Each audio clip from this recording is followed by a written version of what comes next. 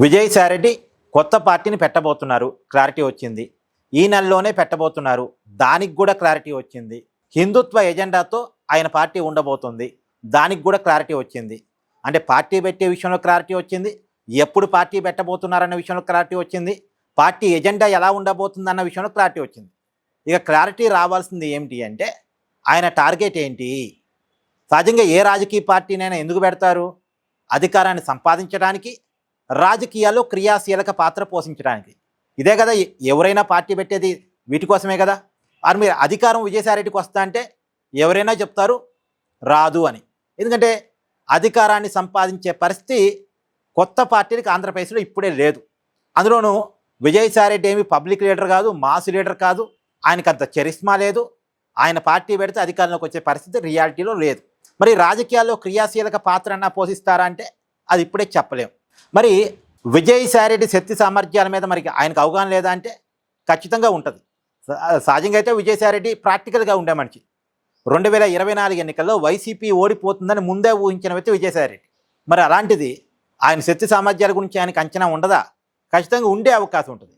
మరి ఆయన పార్టీ పెడితే ఆయనకు అధికారం రాదని తెలిసి, ఆ రాజకీయ పార్టీ నిలబెట్టుకోవడం అంత ఈజీ కాదని తెలిసి, ఆల్రెడీ ఆంధ్రప్రదేశ్లో పెట్టిన చాలా పార్టీలు కనీసం మనుగడ కూడా లేదు అని తెలిసి కూడా ఎందుకు పార్టీ పెడుతున్నాడు? విజయసాయిరెడ్డి గారు ఎన్నికల్లో నిలబడింది ఒక్కసారి. 2024 నెల్లూరు లోక్సభ నుంచి వైసీపీ తరఫున పోటీ చేసి ఓడిపోయారు. అంతకుముందు ఎప్పుడు కూడా నామినేటెడ్ రాజ్యసభ సీట్కి ఆయన పోయేవాడు. మరి అలాంటిది ఓ పార్టీ పెట్టి ఎన్నికల్లో తాను పోటీ చేసి తన పార్టీ తరఫున అభ్యర్థిని పోటీ చేపించి తాను గెలిచి వాళ్ళని గెలిపించుకునేంత సత్తా విజయసాయిరెడ్డికి ఉంటుందా? ఉంటుంది అని ఆయన అనుకుంటాడు, అనుకోడు. మరి అనుకోనప్పుడు ఎందుకు పెడుతున్నాడు? ఆల్రెడీ పెట్టిన పార్టీలకే పెద్ద మనుగడ లేదు.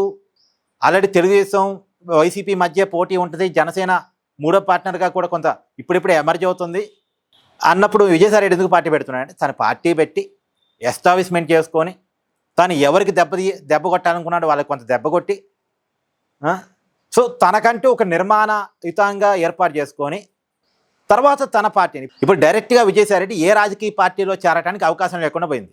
బీజేపీలో చేరదాం అనుకున్నాడు, కానీ టీడీపీ అభ్యంతరాల వల్ల బీజేపీలో చేరడానికి అవకాశం లేదు. టీడీపీ జనసేనలో ఆయన చేరలేడు, వీళ్ళు చేర్చుకోలేరు.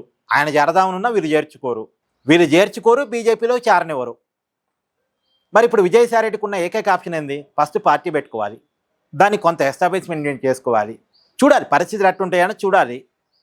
ఇప్పుడు కొంత పార్టీ పెట్టి తను వైసీపీని కొంత ఇబ్బంది పెడుతున్నానని అర్థమైనప్పుడు తన మీద ఉన్న పాత కోపాలు కొంత పోతాయి. తర్వాత ఆ పార్టీని బీజేపీలో విలీనం చేసుకోవాలి. విజయసాయిరెడ్డి బీజేపీలో చేరటం అంటే ఎవరైనా అభ్యంతరం చెప్తారు, కానీ పార్టీ పెట్టి బీజేపీలో విలీనం చేస్తామంటే ఎవరు అభ్యంతరం చెప్పలేరుగా. ఒక పార్టీ బీజేపీలో విలీనం అవుతుందంటే టీడీపీ కానీ జనసేన కానీ అభ్యంతరం చెప్పలేవు. చెప్పినా బీజేపీ వాళ్ళు ఇక పార్టీని విలీనం చేసుకున్నప్పుడు పెద్దగా పట్టించుకోరు వీళ్ళ అభ్యంతరాలు కూడా. సో అప్పుడు బీజేపీలో చేరి ఒక రాజ్యసభ సీటు మళ్ళాడవచ్చు. సో పొలిటికల్గా రియాక్టివ్ కావటానికి విజయసాయిరెడ్డి వేసుకుంటున్న ప్లాన్ కావచ్చు. ఇప్పటికైతే ఒక అంచనా చూడాలి. రియాలిటీలో అతను పార్టీ పెట్టిన తర్వాత అతని పర్ఫార్మెన్స్ ఎలా ఉంటుంది, అతని గ్రౌండింగ్ ఎలా ఉంటుంది అనేది రాబోయే కాలంలో చూద్దాం. కానీ ఇప్పటికైతే ఉన్న ఒక అంచనా ఇది.